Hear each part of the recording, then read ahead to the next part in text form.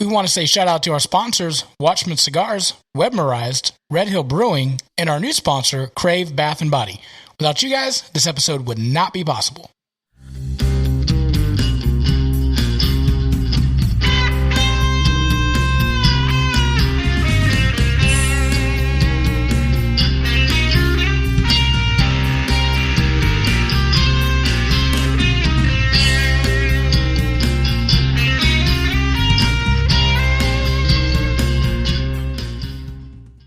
Hey, hello everybody. Welcome to a brand new episode of the Southern Fried Philosophy Podcast, where it's our take on life, liberty, and the pursuit of gravy, while you, the listener, are invited on the front porch, grab a beverage, and set a spell.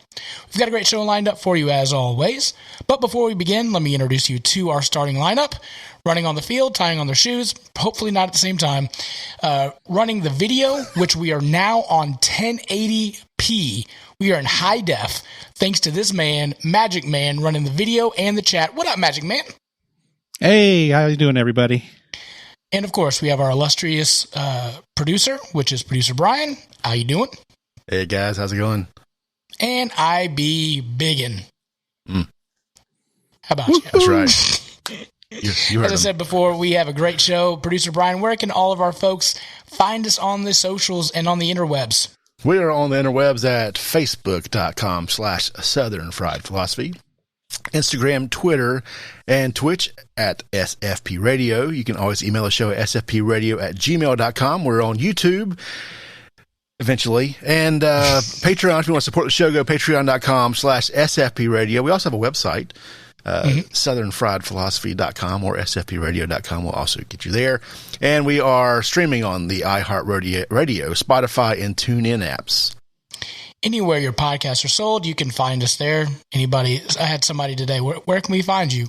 Well, anywhere. Do you listen to a podcast? That's where you can find us. It's very simple, these days. You just put it in one place and boom, it goes everywhere.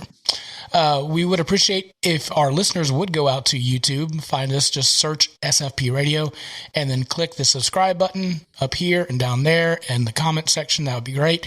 That way we can boost our thing. So then we could say, go to youtube.com/SFP Radio. Until we get 100 subscribers, we will not get that. I know there's more than 100 of you watching and listening. So please just go over there, do that one thing for us. It won't kill you. Turn off the notifications and you'll never even see it. So we would appreciate that. Hey, if you are staying at home and you have a video or YouTube or a podcast or FaceTime or what's that?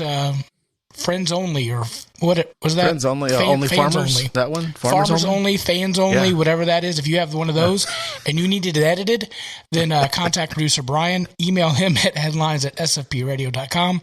If it's an OnlyFans, I'm sure he's got to run that through the wife just to make sure it's legit. And he could edit that one. Otherwise, he's good to go. All right. If you would like to be a show sponsor, email me at sfpradio@gmail.com and it'll get there. We want to say shout out to our listeners from Quanta Roo, Mexico. How about Mexico? Hey. ¿Qué tal, amigos? What? ¿Qué pasa? Also broadcast in Spanish. There you go. Yeah, just that one. Just click that SAP button. Yeah, Ryan's going to go through and do a extra dialogue in Spanish for everybody after the show. So that's his new contribution. And what they don't know is that's basically all I know in Spanish. No, I know a little bit. Do you remember, Producer Brian, I think you'll remember, I don't know, Ryan, if you will, do you guys remember the scene in The Goonies where Mouth is trying to talk to the housekeeper in Spanish, but it translates from Mrs. Walsh to the housekeeper, and he totally jacks it up. And he's on purpose. He's saying, like, I'm going to lock you in the closet if you don't do a good job with all the cucarachas. I always thought that I do remember that, yes. Oh, man. I love that movie so much. So good. We're going to be talking about some of our favorite movies as a child later in the show, but man, that was such a good one. I'm going to ask you, like I ask you guys every week, how you be doing? Magic Man, how you be doing? Hey, doing pretty good. Actually, today we had some exciting things happen. All right, tell us about it. As everybody has heard that the show is being sponsored by Crave Bath and Body. And we finally got our website up and running today. It's been a very long and arduous process. And what was funny is we went through and it's not Webmerized. Let's be clear. If you would have gone through Webmerized, this would have been done 4 months ago. That's right. That's right. So we hired a web designer or whatever company, and this process started actually in early March, and they had everything they needed to build the site starting in April, and it was just one delay after another.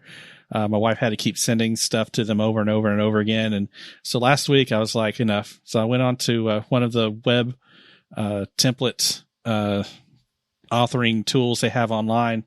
And in a week, my wife and I were able to come up with a fairly professional looking website. Mm-hmm. And so we launched that this morning. And so if anybody wants to go take a look, it's cravebb.com. So that's crave and then B as in boy, 2 B's, cravebb.com.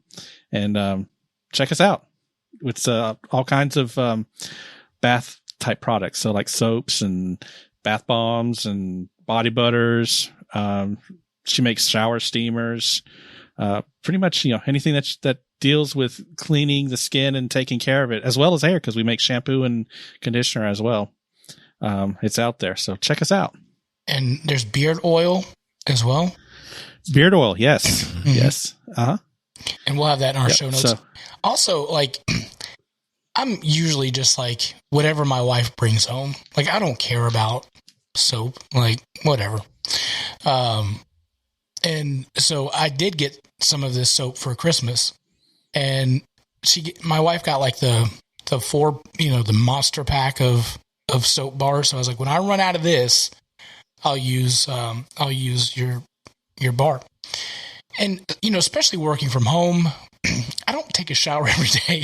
So it took quite a while to get through that thing of soap. So finally I get to it and I was like, all right, let's try this sucker out. And I was like, is this going to be soap? Whatever. But quite honestly, I'm very impressed with it. It's really awesome. It got me all soapy and lathery. And now I'm now I want to try this shower steamer. I want to know what that's about. It smells great. My wife likes the smell. So that's always a plus. So I'm excited to try the other products, but I was hesitant, to be completely honest, but honestly, it's good stuff. Well, we'll bring you some samples and let you try it out. But yeah, it's good, and it's real soap. So I'm sure people have seen the Dr. Squatch advertisements about saying soaps are detergent, etc. And it's true. The stuff you buy at the store, it's basically detergents and perfume, not perfume, but I forgot what it's called. But anyways, what Lori uses is Lori's my wife. She uses it's real soap, so it's real natural ingredients, and she uses essential oils for the scents, so that way they last longer. So like you said, you've had that bar of soap since Christmas time, and you can still smell the smell of it. Yeah, and that's because it's not made of a bunch of detergents and stuff. So yeah, it's good stuff. And yes, I'm biased, but I know it's good stuff. I've had people tell me. Yeah. No, and like I said, I'm excited to try more of it. So we'll definitely push that. And any of our listeners that want to go check it out, again, cravebb.com. We'd appreciate you guys doing that. Producer Brian, how you be doing? Well, I'm fantastic. So past weekend was Father's Day. Yeah. And as you do, I made myself a brisket because, no one else is going to do that. Just yourself. Right? Yeah. I made me. It was for me and my dad. So did a whole packer. But the reason I'm doing so great is because I've had brisket 4 out of 5 days in a row, at lunchtime. So, oh, wow. Yeah. It's been, slowly running out. I've just been making sandwiches, just brisket sandwiches. It's been really good. I noticed, Ryan, he did not ask us for any of this brisket. He just said, I'll just eat it all. That's right. Yeah. Mm-hmm. Yeah. That's right. Yeah. How much, what's a normal price per pound for brisket? Depends on where you get it. So I decided to go to a fancier place to get my brisket this time. So I paid a fancier price. Okay. It was just over $6 a pound. Okay. Which is a little high. Wow. I mean, compared to like, I think Sam's, I was looking at they had prime briskets for $4.50 a pound. Okay. That's a big difference. Yeah, in price. absolutely. But I was like, well, maybe if I go to this nicer place, I'll get a nicer piece of meat. I'm not sure that was the case, but it was okay. It wasn't as good as it could have been. There was the fattiest thing I've ever seen in a bad way. Have you seen me? I'm just saying. That's disappointing. I was really hoping that place would be good. Yeah, well, and it could be, if me and you've talked about this, every piece of meat's different. Like, they're just different. Every animal's different. The way they're made's different. Or the way they made's the wrong word, but the way they're grown. Right. Grown. Yeah. The way they're, however you make a piece of meat, they're all different. Right. Every animal's different. So there's different characteristics, but this one had just a lot of fat and maybe over trimming. So it wasn't as moist as it could have been, or juicy, whatever. What word am I supposed to use here? Because moist is a trigger word, right? That's a bad word. Is it? Okay. So I won't say moist anymore. I like moisture. I'm okay with moisture, but I don't like the word moist. That's yeah. But it wasn't bad. It was good. It was good. It wasn't like the best I've ever made. It's probably the third best I've ever made of the 3 briskets I've made. So, I was going to ask how many have you made. Yeah. I asked Father Tommy. You remember on the show, he was the whiskey priest. I asked him. He showed me a picture of the 17-pound brisket that he's going to make tonight, and he said it was $3.49 a pound. So I didn't know if that was. He said that was a really good price. So what was the grade on that? That's a great price because I have no idea the grade. Like the Sam's is the only one I really looked at. It was like right at $4 a pound for choice, and $4.50 for prime. Okay. Which is more marbling. It's a tastier. Okay. So you want to go for the prime? Prime. I mean, if you want to pay for it, it's just better meat. Gotcha. Yeah. Well, my Father's Day, I'm good. Thank you for asking. My Father's Day was given to me a week early. My wife said, I'm taking a small batch and we are going to the beach for a week. And you have the run of the house, so you get to do whatever you want. We're leaving on Saturday. We're coming back on Saturday or Sunday. I'm sorry. We're going to come back on Sunday, and things are going to be great. You do whatever you want. 10-4, got it. And I know how this usually runs. When we get when I get a long weekend, a long week, I'm really excited about it. Like, this is dad time. I get to do what I want. Golden grams, chocolate milk for dinner. Sure, why not? So, yep, it was perfect. But I know how this works. I say, I'm going to love every second of it. Probably by 48 hours later, I'm like, the house is too quiet. I can't sleep well. It doesn't make, I'm out of my routine. It's horrible. But this one was a little different. It is Father's Day weekend. I was going to splurge. A grill came available that I was been looking for a while. Mm-hmm. Producer Brian got his truck. We went up to go get it. While we were going to get there, I get a call from my wife saying, "Hey," and this was Saturday, so they're supposed to come home the next day. It was Friday or Saturday? It was Friday. It was Friday. Yeah, it's Friday. It was Friday because I had that day off. Sorry. So they're supposed to come home Sunday. So I thought I had a whole extra day to get all this stuff done. So she calls me while we're going to get the grill and says, "Hey, I'm coming home early. I'm tired. Plus I stepped on a bee, and now I'm and she had to walk like half a mile back. It was just miserable. So she's like, bad. We're just packing up. We're coming home. So I'm going to get this grill.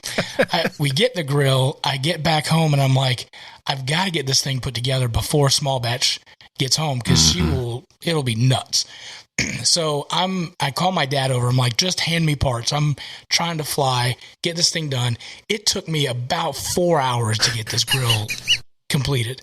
And I'm just like hauling. And then we get it all set up. Now I've got to do laundry. I've got to clean the house. I've got to put the sheets on the bed, all this stuff. And then it turns out that she went with her aunt. They were staying over. So I got to clean those sheets, clean the house. It was the most hectic, probably 8 hours that I've had It was so rough. Wow. Yikes. And so Father's Day, I'm just like, I just want to sleep, man. I'm exhausted at this point. And then she comes back and she's exhausted. So we're both like looking at each other like, I'm so tired. So you're missing the punchline. There's we didn't drop the grill off at your house till like 3:30 or something. Oh, it was late in the afternoon, and then you worked for 8 hours. Yeah. They got home, I think, around 12. So I was hauling butt since then. And that grill, by the way, is heavy. Yeah. It took like cast iron or something. The whole thing's cast iron. It was just about. Yeah. If you guys are wondering, it's a Masterbuilt Gravity Series 800.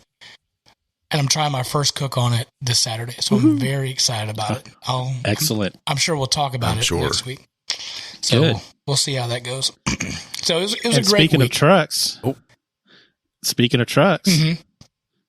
Did somebody get a truck? Oh, well. Maybe. Oh. Maybe. Okay. So I'm not going to name names or anything, but I picked up a truck from a friend. I'll just say from a friend. And I've been waiting for this truck for quite a while. And I get the truck and I go to get it inspected, and it won't pass inspection because the check engine light mysteriously turned on while I was taking it to go get checked. And then they're like, well, go drive it around a little bit. I'm like, all right. So I drove it around a little bit. They said, maybe that'll clear it out or whatever. Okay. And then while I'm driving around, I realized the AC is not working anymore. I'm like, crap.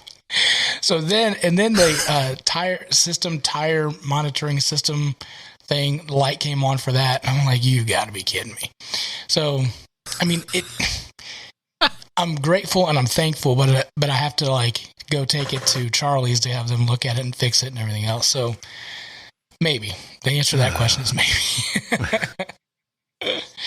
But terrible. Hey, it is what it is. Okay, so our Southern phrase of the week is quesadilla. Say yourself, I know what a quesadilla is. Yeah. You know, little Mexican tortilla, cheese, chicken, meat, brisket, whatever, right? You would think so. But not here in the South. Not here in the South. Oh, no. You say quesadilla, let me use it in a phrase. Better turn on them lights. Quesadilla runs out in front of us. That's appropriate for this past Sunday being Father's Day. Yeah, that's it. Nice dad joke. Dad jokes. Oh, man. All right. So we do not have a guest for tonight. So if you were looking for one and just wanted a guest, you can turn it off because we do not have one. But we have plenty of things to talk about. Mm-hmm. Here's our topics for tonight. Redneck Rave. We have a mountain eagle that has got so much gold to it. I had to limit the things that are on there. Oh, wow. The kindness by state, Thighstop instead of Wingstop, Subway Tuna, and Indiana Jones 5 is delayed. Gentlemen, where do we want to start on this one? Is anybody in the chat? The only person who's speaking is Lee Short. He says he's found a way to ship barbecue to us. Okay. So we can he says give him a few weeks and he'll send some pulled pork. All right.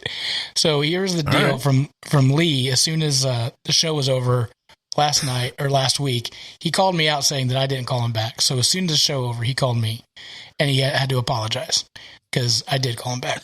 And then he was so sad that Producer Brian, you had a horrible barbecue experience. He's like, I'm going to find a way to ship good barbecue to you. And so that's what he's working on now. To be clear, I've had lots of great barbecue. Right. Yeah. Just not in South Carolina. Right. So maybe we'll just take the barbecue, go down to South Carolina, and then you can eat it there. It's a mission trip. That's what I call it. It's a mission trip. All right. Where do we want to start tonight? Oh, we also have human organic composting that we didn't get to last week. Yeah, might as well start there for now. Let's get to start at the top. Yeah, we can only go up from there, right? I mean, literally and figuratively. Yes. Oregon is the third state in the U.S. legalizing human composting.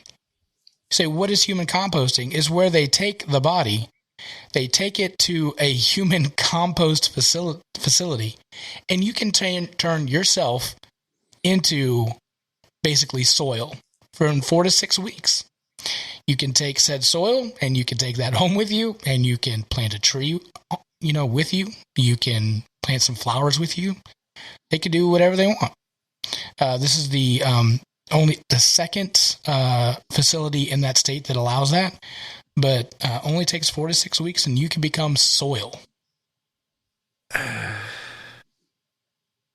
They say that it's a organic way to give back. You have less fuel to use if you cremate yourself. So it's kind of being pushed as the, eco-friendly, way to go out. So this composting machine, what's it run on? That's a good question. Diesel? Is it probably? Yeah, probably. Is it solar powered?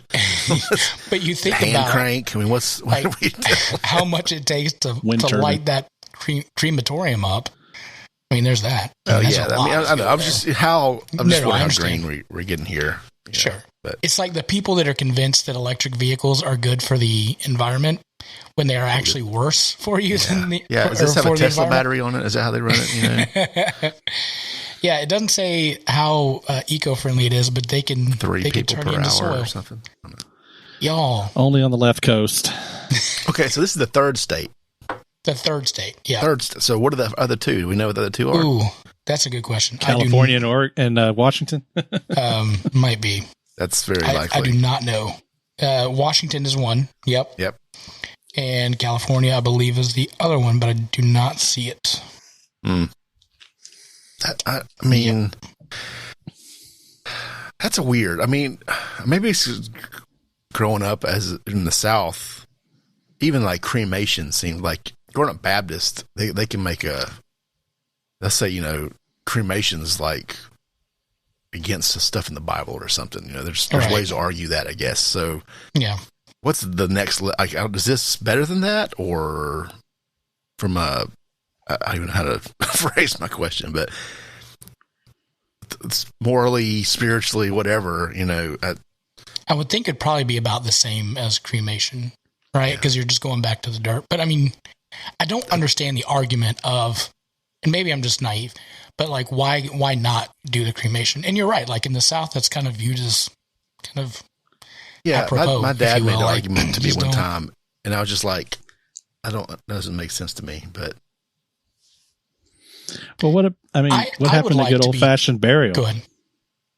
I was gonna say, what happened to good old fashioned burying? I mean, that seems like the most eco friendly. I mean, you just get put in the ground, you decompose. Well, the box kind of prevents a lot of that, though. You don't go anywhere. Well, but they not only that, but they put it in like a cement seal. Which I don't understand that either. So that's got to break down. Then the box why? Like, what's the point of this? I don't. All that fancy stuff, just, put me in a paper bag. Right. Bury me out back, right? Yeah. That would be much I got to be buried. And at some point, you would think that if we're doing all this cement sealing stuff, at some point we're going to run out of room, right? Because that's not going to break down for a long time. I can almost see the case that I'd like to be cremated. And here's the reason why. Because when I was a young boy, I saw the show Voltron. And if you'll remember Voltron, it was 5 different cats, but then they came together as one to form one giant one. Here's my thing. I think my God is big enough to take care of my new body when I come back, that it would be like Voltron, that I'm scattered across the world, and then I would just come back and be super JT. That's the argument. That was it. That's like, if you're like destroying the body, Jesus comes back or whatever. Does the ashes get reformed? Blah blah blah. All that stuff. The new heaven on earth. All that. That. I think that's the religious. You're gonna miss the boat because God's not big enough for that. I think y'all. Yeah, I don't buy theology. It. Yeah. I mean, to each his own. If you want to do whatever you want, I'm just asking you. Would you guys go for the soil compost? Would you be that? Not really. I mean, I'd rather. I like the idea of having like ashes scattered somewhere. Right. I don't really. I'm not really a vegetable guy, so I don't want to grow your cucumbers for you. Yeah. Yeah. Well, don't ask Chris Abney what he wants to be when he dies. If you do, make sure you got a beer in hand and not drink. I'm going to ask him. Now I'm going to ask him now. So. Yeah. All right. Thank you, Red Hill Brewery. All right. So we're going to move on down. We're going to go to the Redneck Rave. Oh, y'all. Also, tonight, we're going to be talking a lot about Kentucky things. So just be prepared. There's a lot of stuff going on in Kentucky. So nearly 50 people were criminally charged and several others injured after a rowdy 5 days at a Kentucky festival called, quote, the Redneck Rave, where there were reports of drug trafficking, impalement with a log, and a fight over a blanket and a slit throat. The event hosted at a privately owned, get this, Blue Holler off-road park. If nothing says Kentucky, that's it right there. Blue Holler Off-Road Park in Edmondson. If you don't know where that's at, it's really close to Mammoth Cave. It was billed as the America's wildest and craziest country party. Its lineups include concerts, mud pits, and a demolition derby. Nope. That's a whole nother thing. The organizer is country rapper Justin Time. I'll let that sink in for a minute. I'm sorry. Did you say country rapper? Country rapper Justin Time. I need to hear that. I think. I mean, I'm just curious. I guess you could rap about horses and trucks and beer, right? I mean, do you remember? What was that one? Kid Rock? That Billy Ray Cyrus and that other guy did? The cowboy? I don't know.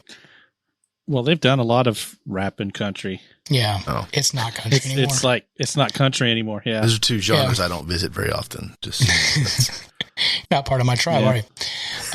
The county sheriff, Shane Doyle, said the attendance ranged anywhere, this is a long stretch, but between 7,000 and 21,000 people. Keep in mind that the Edmondson County only has 12,000 people in the entire county. So it's not a very big one. And all these people just flooded the county. After two friends got into a drunken argument, one man put another man in a headlock and, slit his throat. What? The suspect fled the park and is still at large. The victim, though, he survived. Jeez. Guys, I love these people. A Louisville man was charged with marijuana trafficking, purchasing alcohol, and possessing drug paraphernalia after law enforcement found 5 bags of marijuana, pre-rolled blunts, and a Corona beer, according to the citation. Well, it's just entrepreneurship there.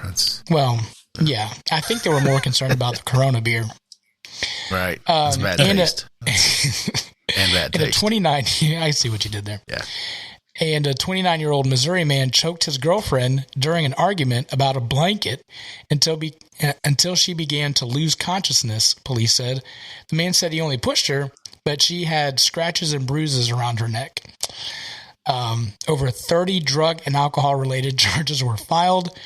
48 people were criminally charged for various offenses. 14 were arrested, while others were taken into custody, but yet to still have appeared in court.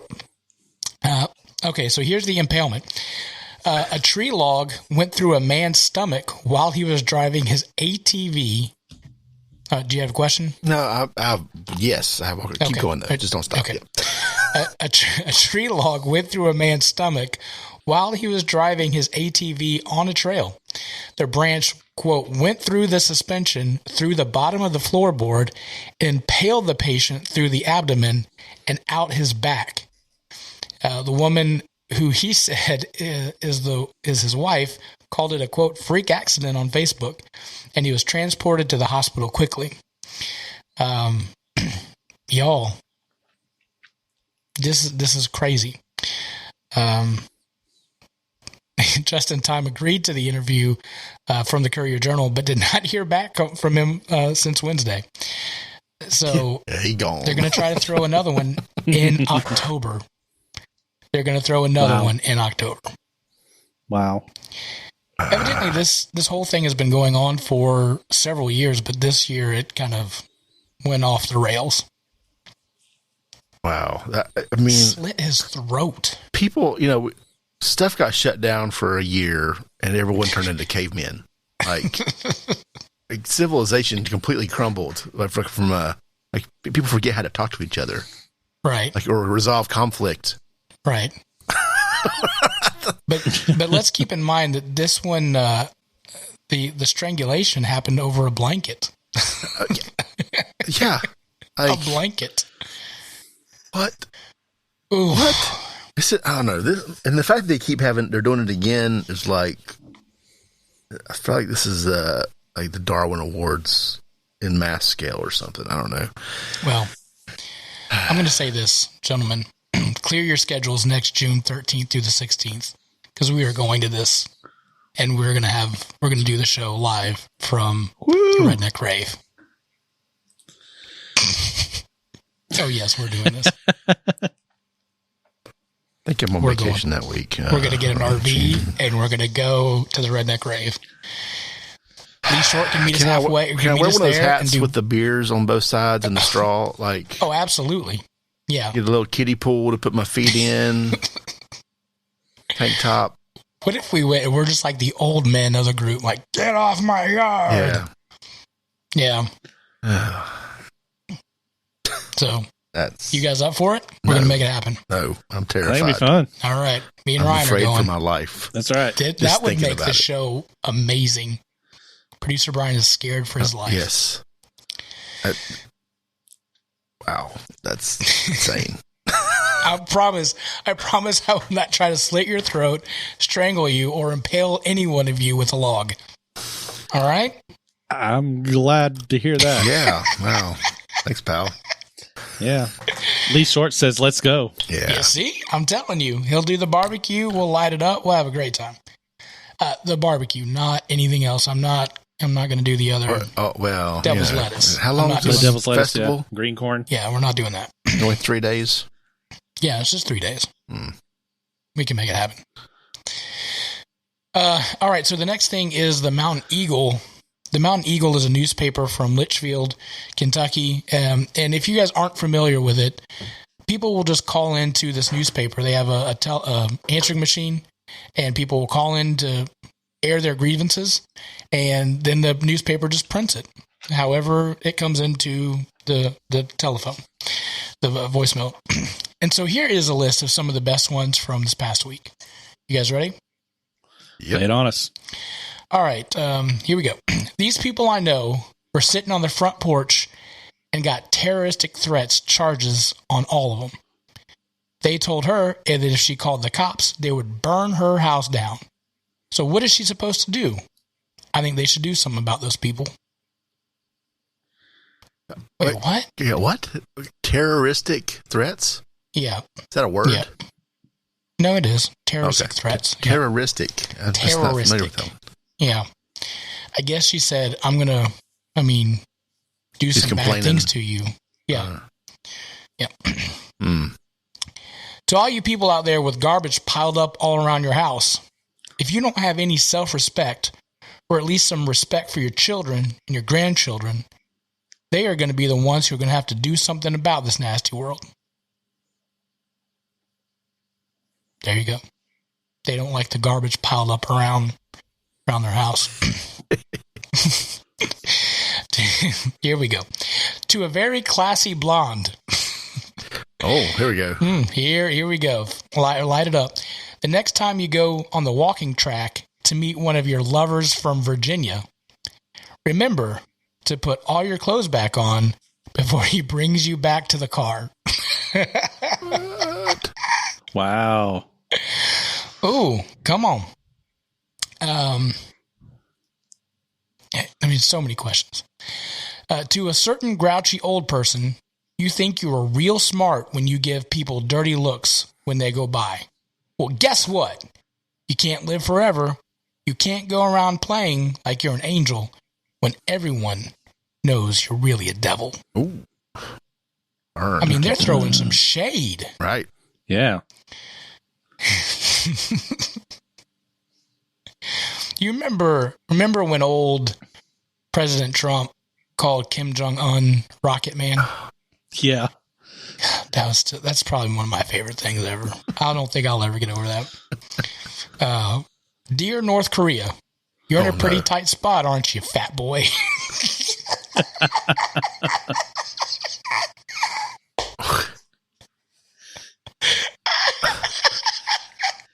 That's the whole thing? No. Okay. As far as I could go without laughing. That was funny, though. How many of your people have died of starvation since you've been in charge? America has been blessed. Kim Jong-un and you have been cursed. So take it or leave it. We ship you rice and you give up your nuclear weapons. Fat boy. He's in a tight spot. Oh, man. I think that's a show title right there. You're in a tight spot, aren't you, fat boy? To a certain person, you and your wife can live in that little fantasy world and pretend you are super smart.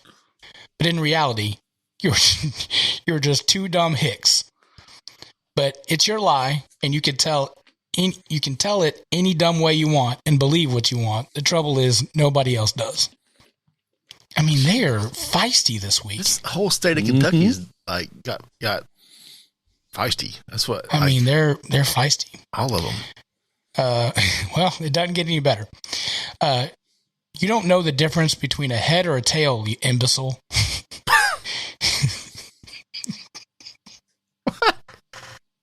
Who's that to? He gets better. And when you put your head up mine, you got the wrong conclusion. You thought you found gold. You didn't, idiot.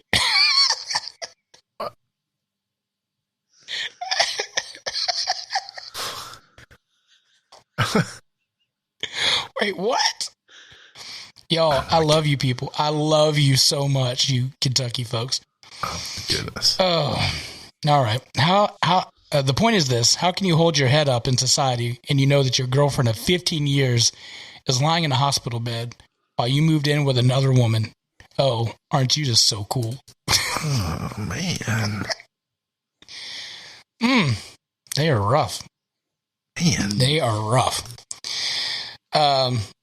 So by that, we will go to the kindness by state. Yeah, how about it's like a positive? Can we move in the other direction now? Yeah, we're going to move to the positive direction.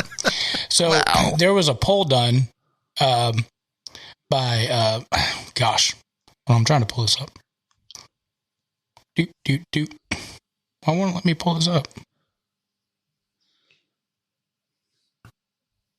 Let's see if I can get it up for you here. Don't say that. State of kindness in America. I'm getting it. I'm going to get it. Sports Radio or somebody else? Yeah. Well, he tweeted it, but it was a study that was done of the most kind states. And let me get there. There we go. The kindest states in America. And we've had a lot of folks from Kentucky, and, we've said, what makes Kentucky so great? And a lot of people said, just the people are great around here. And this study, they surveyed thousands of people from all 50 states, and they said, what is the state that you've found the most kind people? So you can look at Verizon.com/kindness to take the pledge and perform an act of kindness. The 50 states are this. Number one out of the group, believe it or not, based on the old Mountain Eagle, is Kentucky. Kentucky is number one. Someone that's not been reading the Mountain Eagle or is aware of the Fat Boy Redneck Rave or whatever. Right. You got, throat slit at a concert, and that's the nicest place in the country, guys. I mean, to be fair, there were people from all over the country at the Redneck Rave, so it's not just Kentucky. All right, it's those. So there's them, Florida boys. So the top five are Kentucky, New Mexico. I can almost see that. Oklahoma, yeah, Georgia, and then North Dakota. So, all right, those are the top five. You say, well, what could be the least friendly? Massachusetts is 45th. Yeah. I can see that. I can say that, yep. Here's what surprises me. 46 is Oregon. I would think that Oregonites, besides composting people, would be nice folks. They're chill, but evidently they're not. Interesting. I can see 47 at Florida. They're not nice down there. So North Carolina is 25, smack in the we're middle. right in the middle. We're smack in the middle of the old 50. And South Carolina is at 28. At least we're better than South Carolina. Yes, right. Don't forget it. Arizona is 48th. Here's a weird one. 49th is Kansas. Like, are there that mean people in Kansas? I wouldn't think that there are. And then 50th is Maryland. So weird. 50th is Maryland. Well, Maryland is very adjacent to Washington, D.C. So, that's a good point. And I would think so. And then, have you ever been to Baltimore? I'm just saying. Yeah. Magic Man, what would you think would be like the worst, the meanest state? I would say New York, but I've actually been to even New York City, and people have been very nice to me there. So it's real surprising. Yeah. New York. I did a lot of traveling. In a previous employer, and I went all over the United States. And the cool thing was by and large, people pretty much everywhere are the same. They may talk a little differently here and there, different accents and different words they use for different things. But, by and large, most of the people are really nice, and everybody's pretty much the same. I think there's a little bit more of an edge in urban areas than in more rural areas. But yeah, I think that's the thing that can skew this list is if you go to, if you compare like Georgia as a whole versus Atlanta, you're going to get, it's going to be different. Or you have state of New York versus New York City. Like when you get out of the city, it's a different place completely. Yeah. So that's a factor, I think, in some of this. You see even that here in North Carolina, you go, places around Charlotte and places around Charlotte are one way. Then you go out, an hour any direction from there. It's completely different. And Biggin, I'm sure your wife could attest to this. South Georgia doesn't even claim Atlanta as being part of the state. No, they kick them out.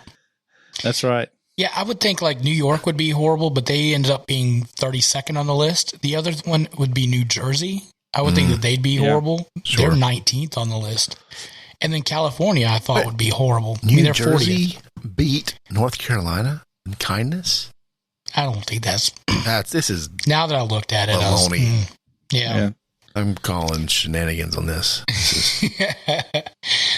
So if you are not from any of those states, and you want to know where you're at, just go to our show notes. It'll have that information there. And and you could see where your state is listed at. Producer Brian, can you talk about Thighstop? You sent that article. Yes, I can do that. I need to pull it up to talk about it. But so apparently, I'm a thigh guy anyway, to be clear. But careful, it's a family show. Hey, sorry. Apparently, there's a chicken wing shortage. The bourbon's working. So you've heard of Wingstop? It's the Pizza Hut's wing chain. Yep. So they're temporarily rebranding themselves Thighstop. So instead of being a wing joint, they're going to be a crispy thigh place with or without sauce. Menu also includes breaded, boneless versions of you can get breaded or boneless. Boneless chicken thighs. There you go. I like it. Yeah. You get and they're cheaper than wings normally would be. Yeah. Okay. I haven't read this whole thing yet.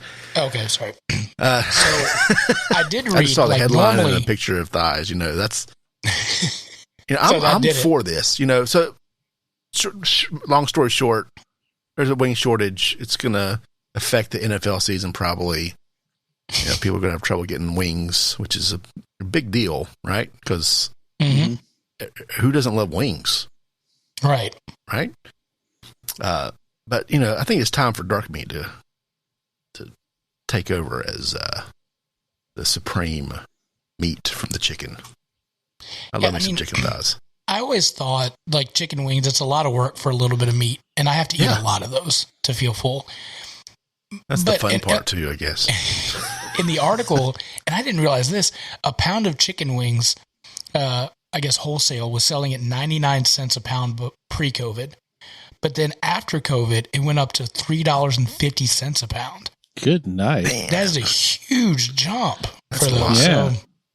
So if you're not going thighs, expect to pay a whole lot more at the old Buffalo Wild Wings or wherever you're going to go. You get the quantity. Think about, you know, if there's a chicken production shortage, I mean, the wings are the smallest piece on the whole thing. Right. Even though you technically get 4 wings if you separate them from each chicken, the flats and the rounds. Yeah, you get your flats and you get your drumettes. So if you could have 4 wings versus 2 chicken thighs, what's going to be like more filling?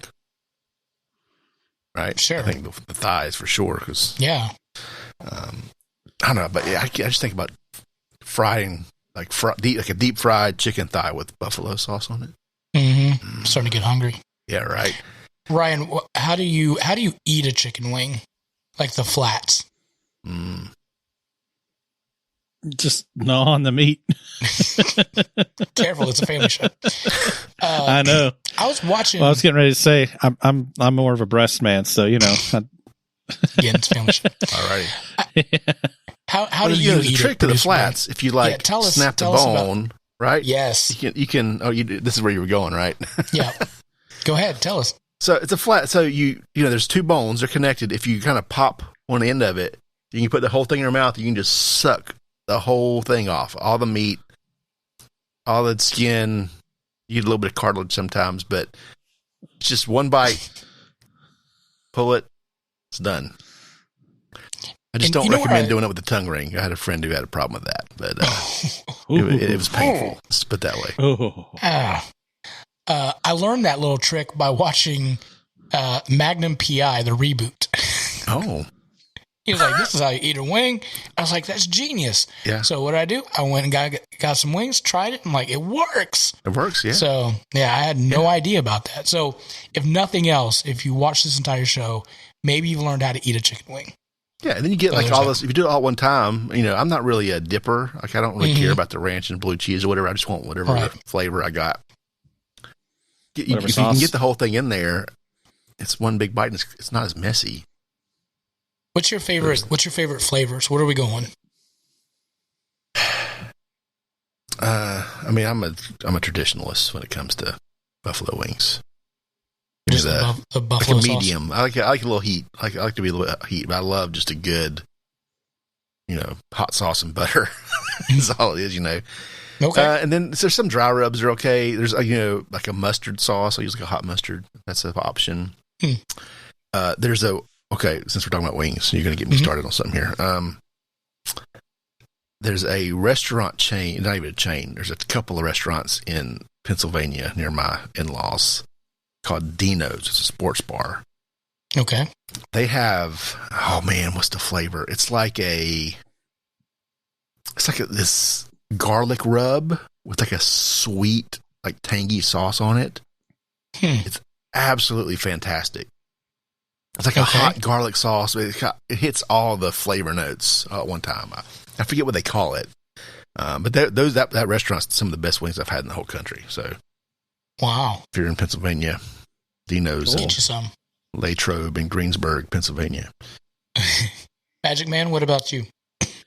I like barbecue sauce mostly. So nothing exciting. Yeah. I like them like really wet and sticky. So like the teriyaki or the honey barbecue, that kind of stuff. Honey barbecue is good. Yeah. Yeah. So also like smoked wings are my favorite probably too. But that's the one thing I'm going to try on the smoker. I found a recipe for that. Wing. And you cook them longer than you think you need to for a smoked wing. Just say. Okay. Well, you want the skin to render to get the fat out. Yeah. I heard like the trick for that though is baking powder. Is that? Or just cook them long enough, but that dries them out. There's different ways to do it, but yeah, I just 2.5 hours. A lot of times they'll get because they're ready to eat. They're edible after an hour, but the skin's like gooey. Okay, still, so it's not cooked all the way through. I don't want that. Yeah, you will get the smoke in there, and you can probably turn the heat up and just crisp them, and then sauce them, and then eat them. Yeah, I'm gonna definitely go with crispy. I've never been able to make crispy chicken wings at home. It's never happened. There's other tricks to that. Yeah, if you steam them first, you get a lot of the extra fat out, and then you put them like the oven. You can crisp them up pretty good too. Wow. Okay. Yeah. Producer Brian. I just need a deep fryer. I love wings. That's just, Yeah. You know what flavor I don't like on my wings is tuna. Never been a big fan of chicken wings and tuna. So there was a controversy that just came out with including Subway. A lab looked at, I want to say, 4 feet of a Subway tuna sandwich, and they took samples of all 4 feet of it and said, hey, we're going to do some DNA analysis of said tuna sandwich.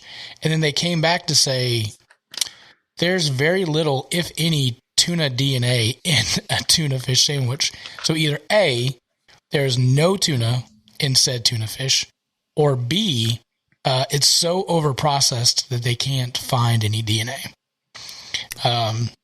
wow. My question is, who's getting, first place, who's getting a Subway tuna sandwich? Maybe not Subway. I like the Jersey Mike's tuna sandwich. I'll say that. I'll give you, yeah. I don't like Subway anything, period. There's the point. Yeah, nope. Their quality went. Who the hell eats at Subway these days? I got out of high school, I realized there's better food in the world, and I stopped going to Subway. Right. Well, back in the 90s, they were okay, but yeah. Well, I was in high school in the 90s. Right. And then. Yeah. No, my wife and I, we definitely prefer Jersey Mike's. And Jersey Mike's. Who goes to Subway? Firehouse. I mean, pick one. Lenny's. Yeah, anything besides Subway. You could give me a 20-foot long Subway for $5 and I'm still not going to get it. Yeah. And then was this like a 1 4-foot sandwich, or did they get like one of those, remember the commercials from the 90s? You had like 6 people on a bike with the Subway sandwich. Right. Did they order one of those and there was still 4 feet left over? Or something? They're like, hey, let me think. No, they actually got them from different restaurants across the country. Okay. Oh, and none of them had it. Tuna it wasn't DNA markers. Right. So it ain't tuna fish. And remember, Chicken they got in trouble. Of the sea? But you remember they got in trouble not long ago, I think in 2009. They got in trouble not in trouble, but it came out that they used the same ingredient in their bread that they used in yoga mats. And they're like, that's not good. And then foam they had roller. Jared. So you can if once the bread gets stale, you can roll on your back with it and get the knots out. Use it as a stepping block. And then they had Jared. I mean, Subway, y'all, these guys take a beating and keep on ticking. Who's surprised by this? No one. No one is surprised. Yeah. And I think Taco Bell had a similar thing about their meat. But it turned out it was beef. They just drowned it in lard and cumin or something. Yeah, y'all, don't go to Subway. Find somewhere better. I'll buy you a sandwich somewhere else. Go to the grocery store and get a loaf of bread and a pack of meat for $5 and make your own sandwich. Yeah, right. That's true. Hey, Harris Teeter makes some fantastic sandwiches. Publix, we got Publix. Yeah. Good gravy. I went to Publix to pick up a sandwich, and I was going to get a small one. It was on a Friday. They're like, well, you can get the large for the same price. I'm like, well, that's stupid marketing. It's like our Friday special. I'm like, all right. And I brought it home, and Jess and I split one sandwich because it was so massive when we were full. Yeah. And it was a chicken tender sandwich, and the chicken tender was really good. Listen, have you had the fried chicken? At Publix? Yes. Yes. Okay. It's delicious. Come on, right? I mean, yeah. It's very good. I want to say something. It's controversial. Oh, hot topics. Remember, the views and opinions of Southern Fried Philosophy do not necessarily those reflect of our guests, sponsors, and friends of the show, but they should be. All right, go ahead. Publix, the grocery store's fried chicken, is better than any other commercial fried chicken I've had. Like, from a mass chain place. Not like homemade or restaurant that specializes it, but like mass market fried chicken. I'm counting like Harris Teeter chicken. Okay. You know what I'm saying? Yeah. Grocery store chicken, Bojangles, KFC, Popeyes, any Chick-fil-A? of them. Chick-fil-A. It's not really, I don't call it a chicken restaurant, but okay. Fried chicken, Churches. like proper fried chicken. Okay. Publix is the best chicken. It's very good. Magic Man, have you had it? No, but Do it. I think I might be trying to go get some this weekend for sure. It's good. Yeah. It's very good. It's so good. Yeah. The first thing you'll notice when you go in there's a line. Like, you got to wait for it because everybody's in there because they know. If you know, you know. If you know, you know. All right. Last but not least, what were some of your favorite movies growing up? Producer Brian, I'm going out on a limb and saying probably Star Wars for you. I love Star Wars. I love Back to the Future. Yes, sir. There's a little gem called Flight of the Navigator I loved. Yes. Remember that one? Wow. I am impressed. Yeah, I watched it again when Disney Plus came out. Don't do that. It's terrible. Yeah, but I was just saying it's not the same as when you were a kid. I did the same thing. But the classics, the ones, that to me, I look at them as like they're pop or cultural like touchstones. They kind of defined a generation. Indiana Jones was a big one. I loved those movies. Temple of Doom freaked me out so much as a kid. It's like the heart thing, and the monkey brains, and the monkey brains. Like I was like 8 years old or something. Like, I don't care about the snakes, but snakes on TV don't bug me. Snakes in my backyard, maybe a little bit. But, what's Magic Man? Name? Oh, sorry. No, you're fine. Go ahead. Magic Man. What are some? Yeah, I like some of the spoof ones. So like Spaceballs, Airplane.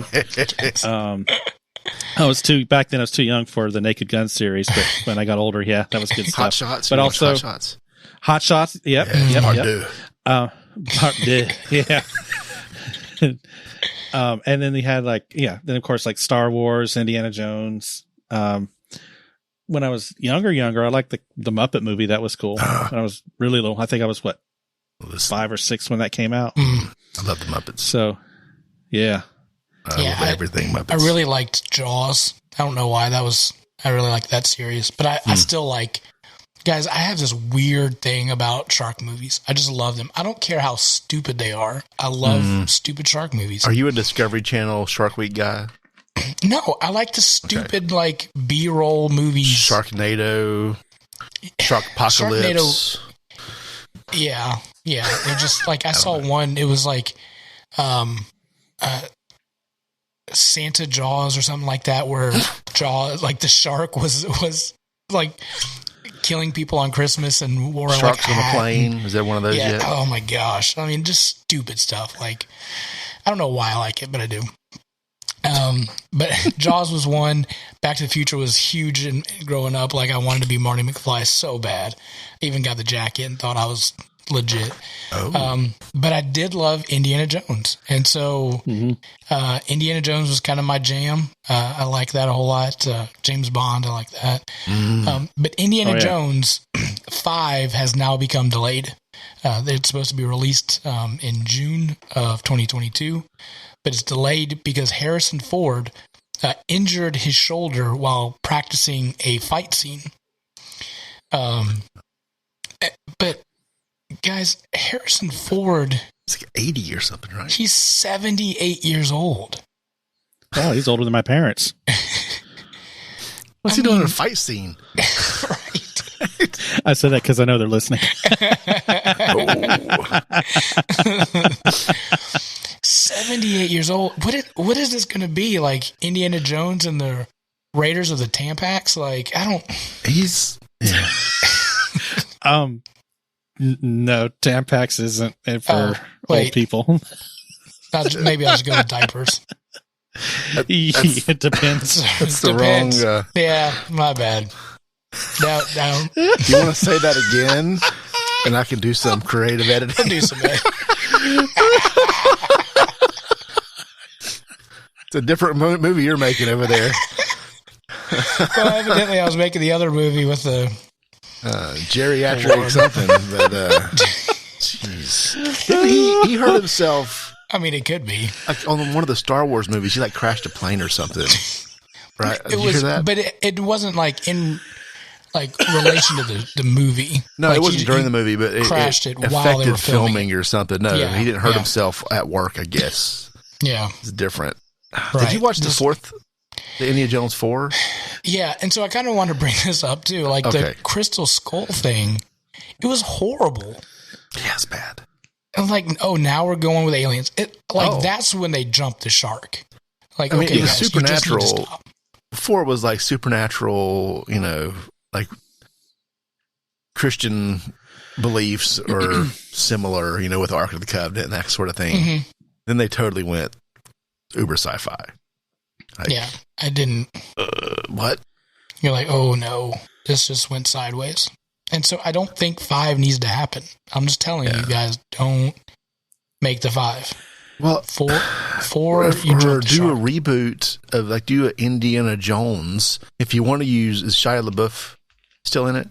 I don't know. Shia LaBeouf. I mean, that dude, he's wackier than the entire... he's crazier. He's pretty crazy. But if you want to reboot Indiana Jones Tampax.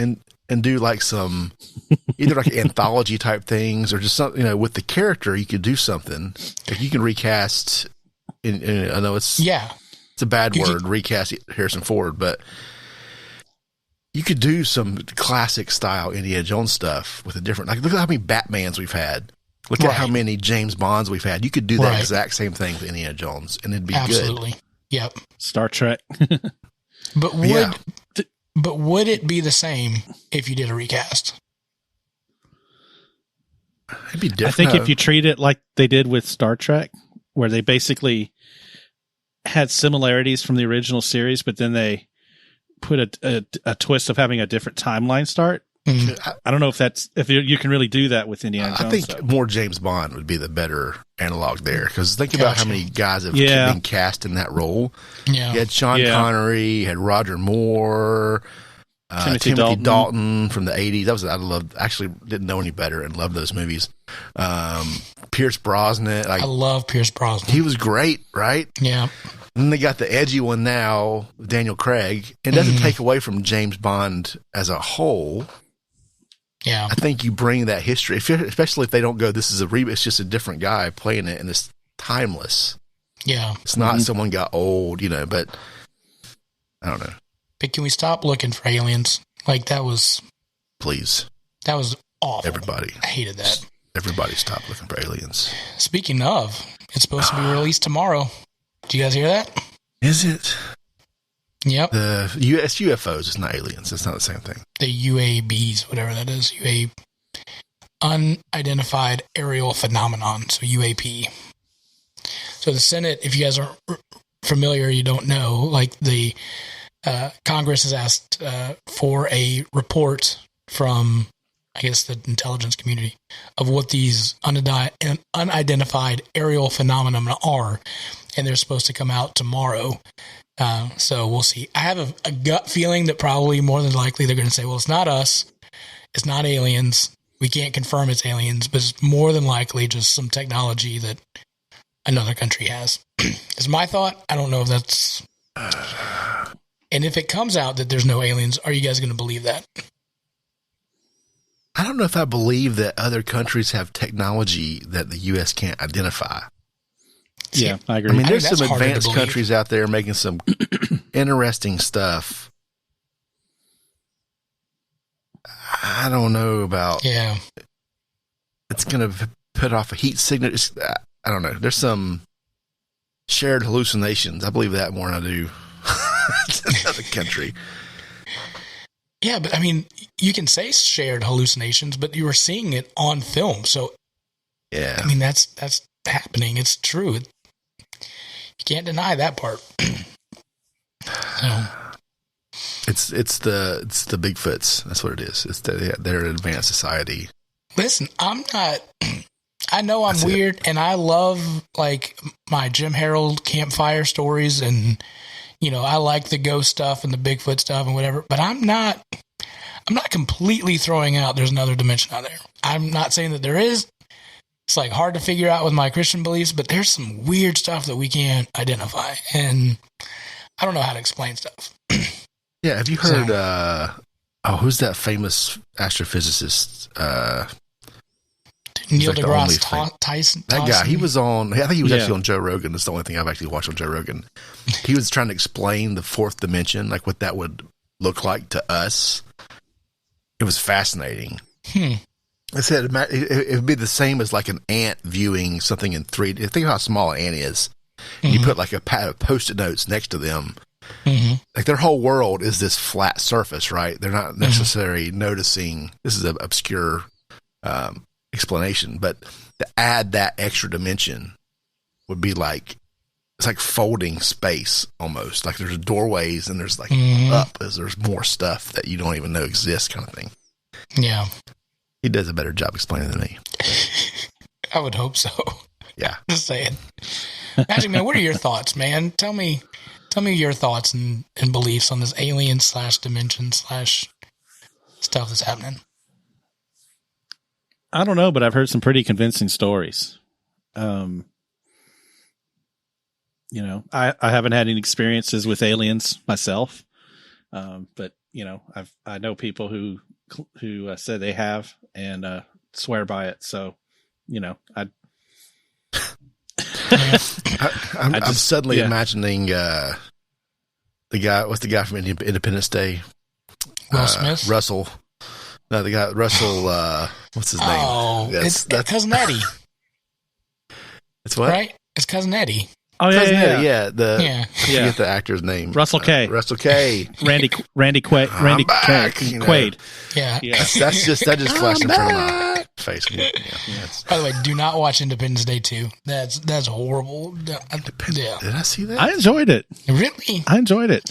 Yeah. Did I see that? I mean, yeah. Okay. I can see where you could have some issues with it because it's a classic 90s film and they kind of basically just, even though it was a sequel and, sometimes these sequels don't live up to what the original movie is.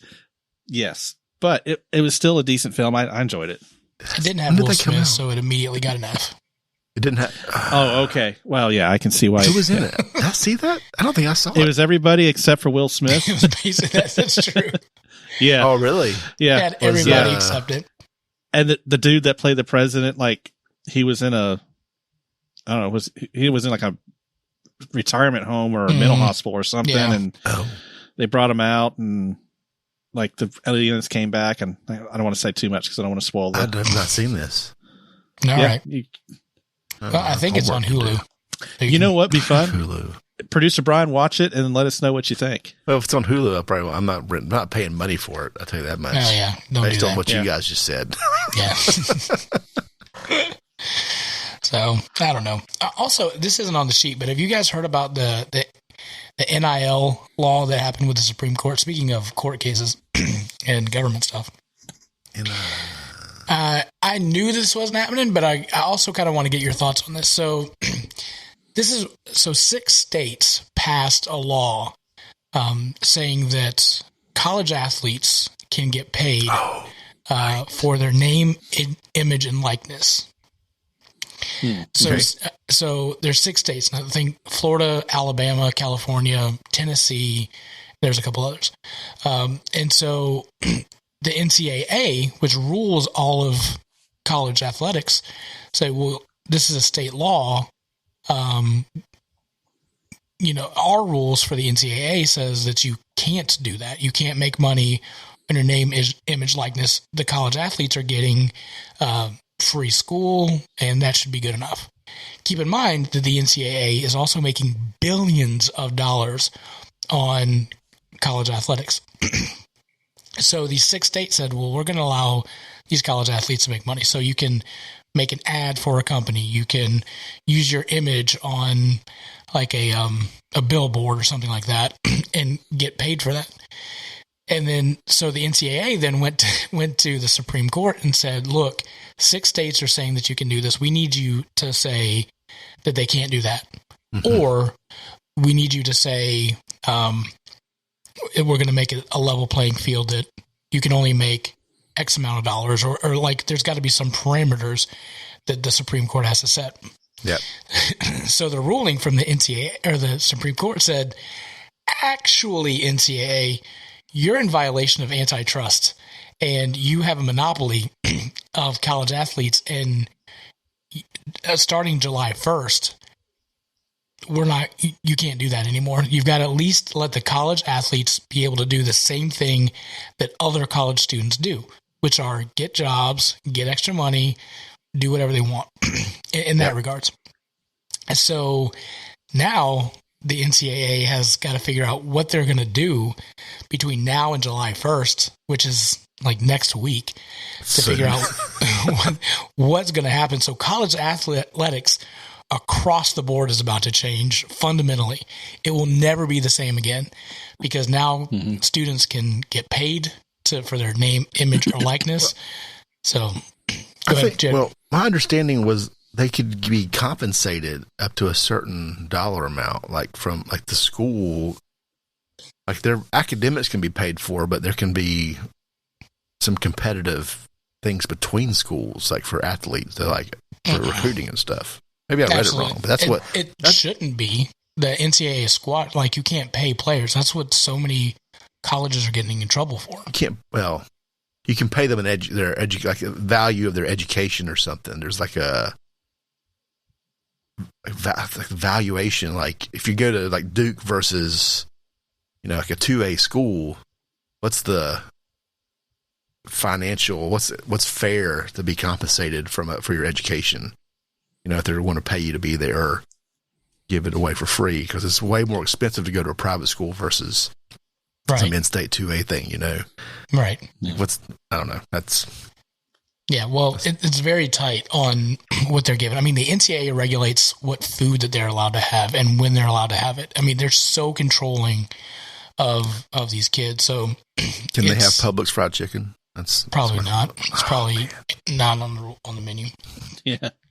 But it's going to, like I said, it's going to fundamentally change. Like right now, so the deal is if your state has not allowed that to happen so that you can get your name, image, likeness as like a state law, then supposedly July 1st, then you can't do it. So Kentucky recently, just today, they did an executive order to allow that to happen. So that got in before July 1st. But then other states, if they don't, they could get fined by the NCAA, I'm guessing, at this point.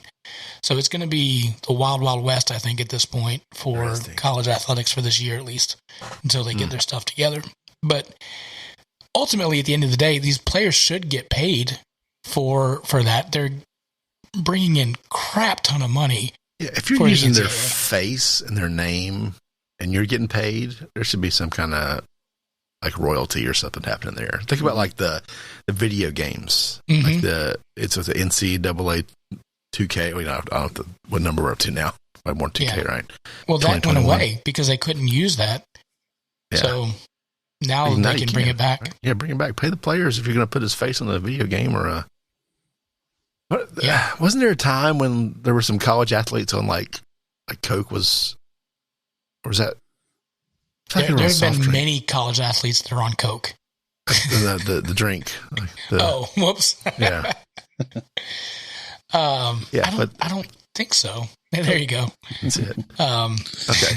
I don't remember. I don't keep up with this stuff like you do. So I just think it's interesting that now that they get to get paid. I mean, so at this point, technically, if you have a sponsorship with, what's a card, or like say Bojangles, say Zion a couple years ago had a contract with Bojangles, he could be printed everywhere and like him holding up a Bojangles cup and like get compensated for that.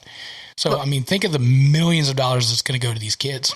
And think about like if you're in a state that plays by the NCAA's rules, like when you are being recruited and you go, oh, if I go to Iowa, I don't have this opportunity. Or if I go to Kentucky or wherever, California, play for USC, I have this other opportunity.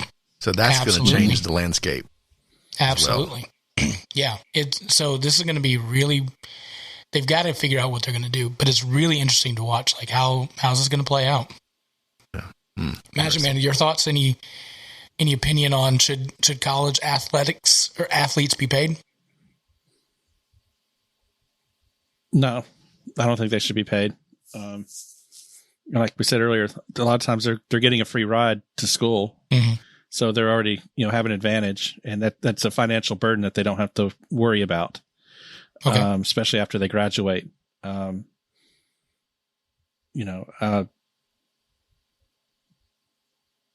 a sticky situation. And then I like what producer Brian was saying is that could create some unfair advantages for some state colleges in some states, that will, entice people to go to them rather than go to another college that would be just as good for that student, for that athlete, but because they're not showing the money, they miss out. So it's a sticky situation. Yeah, for sure. I kind of have a little bit of a different take. I think that they should get paid because either A, they should get paid, or the NCAA should just completely disband, and that nobody makes money on this except the schools. One of my thoughts is it could be detrimental. And say you have a school like Kentucky, like the top, like basketball schools, Kentucky, Duke, North Carolina, Kansas, D1, yeah, those big ones, or like an Alabama or Ohio State for football, or Georgia. Sure, you have these schools, but if you have such a high number of athletes that could get like big contracts for their endorsements or whatnot, you may have so many in one spot that it may make more sense to go to Ohio where you don't have as many, and now you're the big fish on campus, and now you're the only one that can get endorsement deals in Ohio or Iowa, versus you got 10 people to pick from Alabama, or you can go to Iowa and you're the main guy, and so you're getting all of that. So I don't know, man. It's going to, like I said, it's going to change college athletics forever. So it's just an interesting thing. Oh, yeah. All right. Producer Brian, do you have us some wacky news for tonight? Yes, sir. All right, let's do it. Some wacky news brought to you by Watchman Cigars. All right. So, there was an artist, actually a few weeks old. I've been sitting on it. An Italian artist auctioned off a sculpture for $18,300. Do you know what it was a sculpture of? Tell me. Absolutely nothing. It was an invisible sculpture. And how much was that again auctioned for? $18,000 and some change. Yeah. For nothing. So this article says, from the Department of, they sold that for how much, comes today's story about an Italian artist who, for the cool price, this is 15,000 euros. So did the math for me, thankfully. They recently auctioned off some artwork that was literally nothing. So this artist, 67-year-old Salvatore, I guess, Garu, sold an immaterial sculpture, which is, again, it's not real.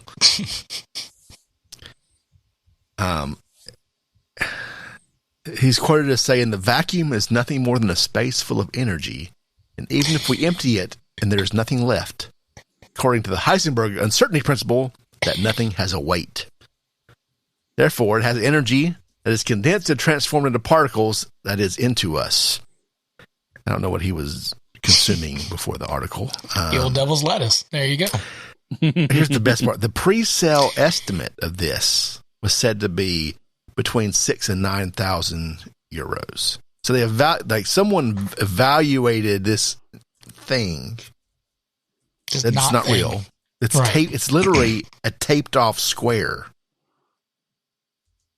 That's it. Yo. But competing bidders, I can't even. Can you even imagine being in the room? Imagine this with this piece. It's just tape on the floor. 7,000, 8,000. What? The lucky buyer went home with a certificate of authenticity. There, I did it. There we go. And set of instructions.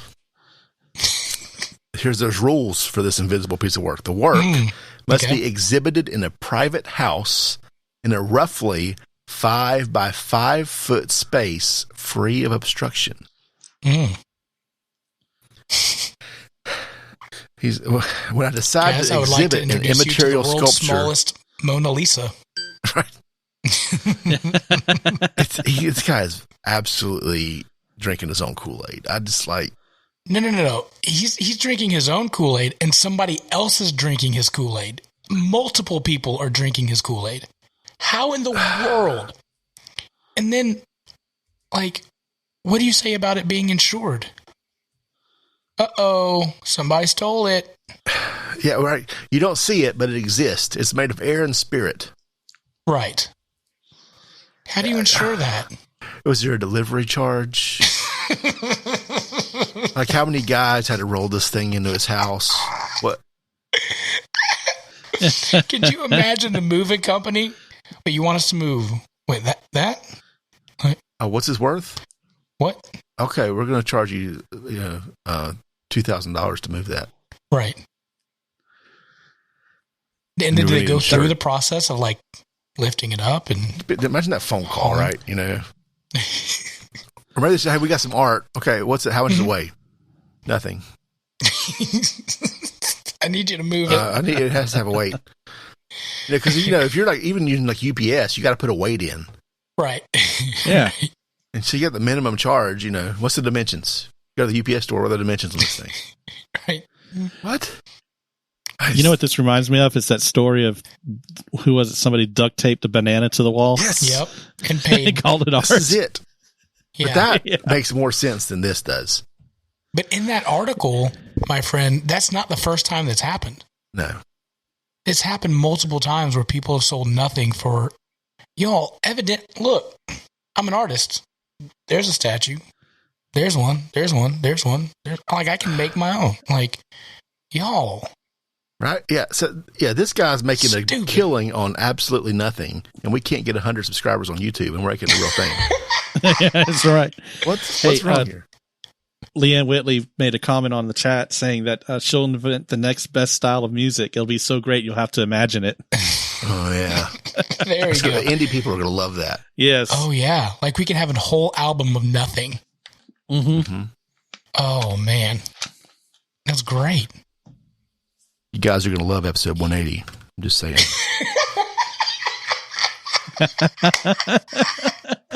Just wait.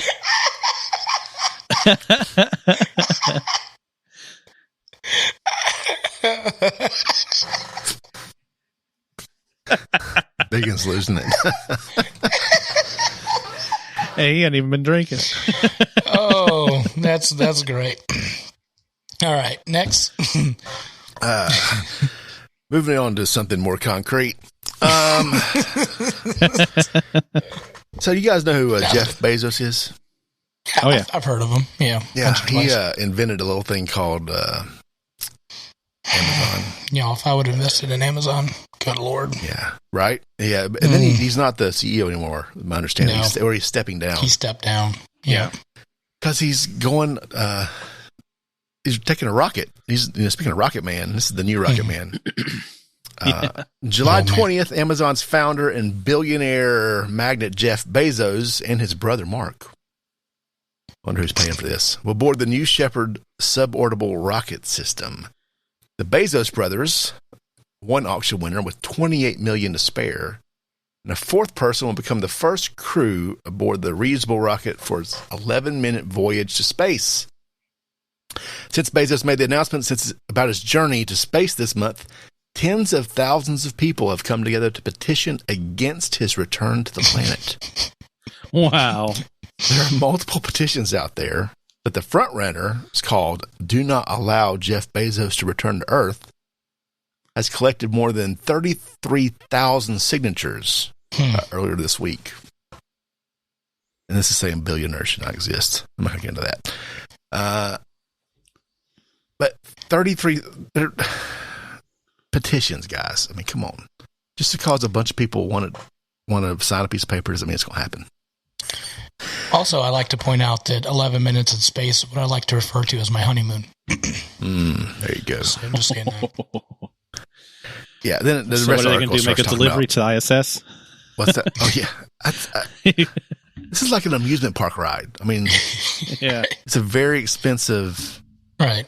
like it's like the drop zone or something, the Carowinds, but Save your money, Jeff.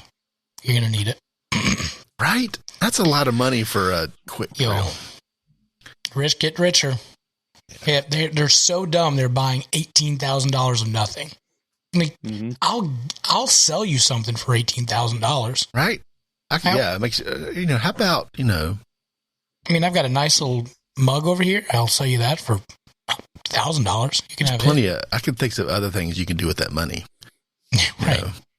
Just, and then what happens? I can't fathom. So what happens when you like have people over and be like, look at this beautiful art and there's nothing? Like, what are your friends going to think of you? Like, this guy's an idiot. Well, your good friends are going to laugh in your face. The people you're like, you did call what? you names. You're an idiot. What? Then you got the fake people that are impressed. They're like, oh yeah, this one. I think it looks like a swan riding a wolf. Or something. Here's the weird thing though. Like, so evidently, art is like the last. That's the wild, wild west for taxes. So people who want, at least in the U.S., so they can avoid capital gains, I think, with art. I think that's the last thing that's not taxed with capital gains. So somebody buys a $10,000 piece of art now, and then 10 years from now, it's now $100,000. There's no capital gains on that. So, but how do you value nothing? Like, I could see buying art just to avoid capital gains. I totally get ask that. the U.S. Treasury. They should know. But then you have nothing. Like, you can't evaluate nothing. There's, I don't know. Yo. Yeah, I mean, that tape on the floor is going to age. Yeah. I don't know. All right. Sorry. I can't. Anyway, moving on. So we talked about some movies earlier. Yeah. Mm-hmm. Nicolas Cage is making a new movie. Have you heard about this? Oh, wow. Oh, no. Yeah. Indiana Jones 6? Are you guys familiar with the Taken series with Liam Neeson? No. Right? Oh, okay. In my head, it just plopped up Left Behind series. So No. This is different. Gotcha. This is totally get it. very The different Taken. premise. Yep. Yeah, Taken. Yep. Family member, someone special gets kidnapped. Oh, Lord, no. Right? So imagine that. Same premise. Nicolas Cage, but the family member that is taken from him Oh, no. is his truffle pig.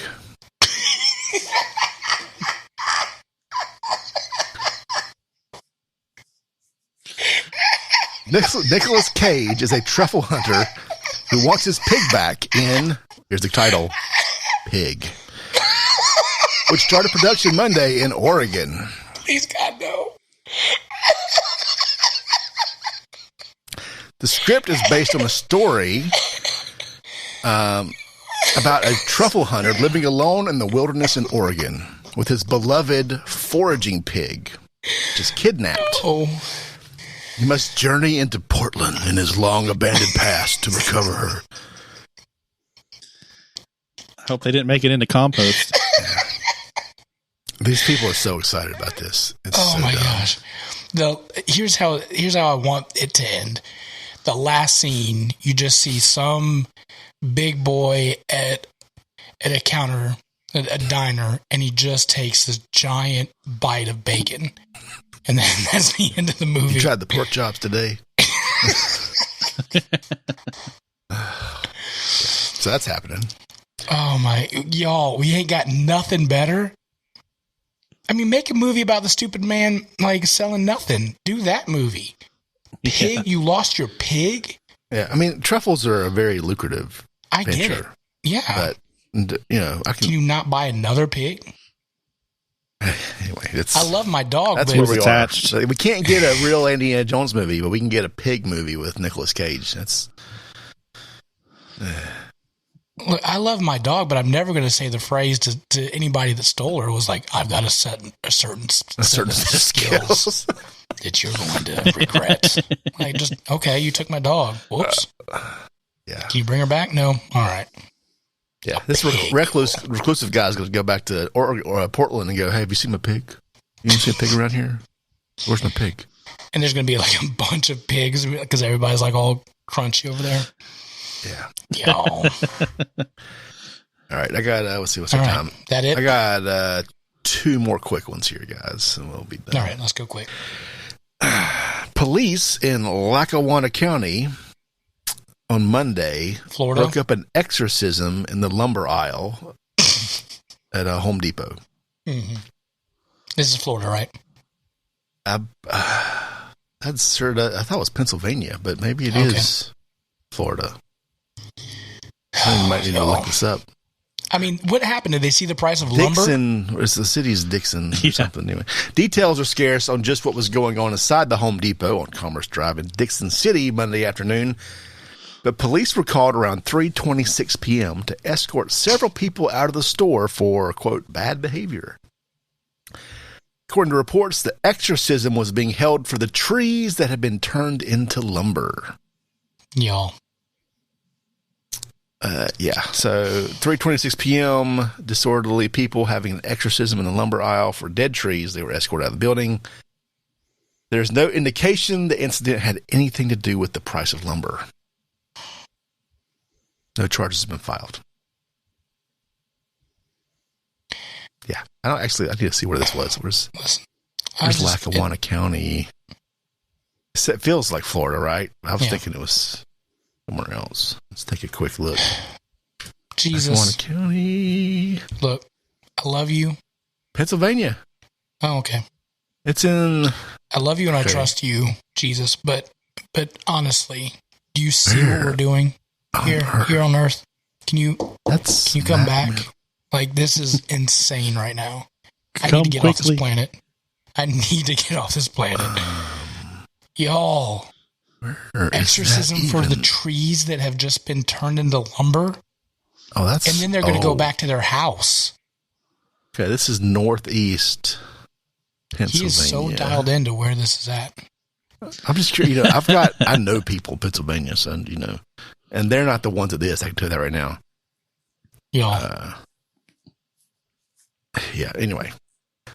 I don't know enough about Pennsylvania, but this isn't in any of the fun parts of Pennsylvania. That's okay. All right, last one. Come back, Jesus. Just Springfield, Missouri. Several people gathered at Park Central Square in downtown Springfield to attend the, quote, Birds Aren't Real rally on Wednesday. According to Peter McIndoe with the Birds Aren't Real movement. Wait, what's the name again? His name? Yeah.